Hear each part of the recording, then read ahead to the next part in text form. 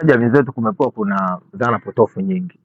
Kuna watu wengine ambao wanadhani kwamba dhana potofu labda ni mambo yanayohusiana na ushirikina au uchawi, lakini kuna mawazo fulani hivi ambayo watu wanakuwa wanawaza kuhusiana na watu wengine, tunaweza tukaita ni dhana potofu tu.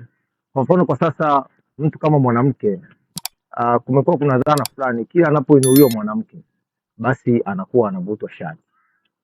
Mfano, utakuta mwanamke akipambana akapata cheo, kacheo kadogo tu kama kaukuu wa wilaya, utasikia yule ameongwa cheo kile na wala yake.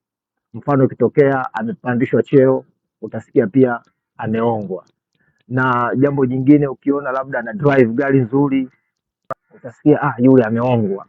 Akijenga nyumba nzuri, utasikia amedanga, yule mdangaji. Akiolewa na mzee, utasikia pale kafata utajiri, bila kujua kwamba mapenzi ni upofu.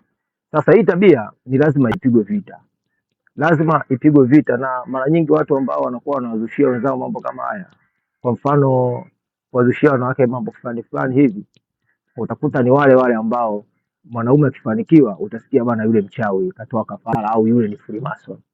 Kwa ni lazima kama jamii tupige vita dhana potofu potofu, maanake hazijengi na hazitasaidia kwa lolote wala chochote.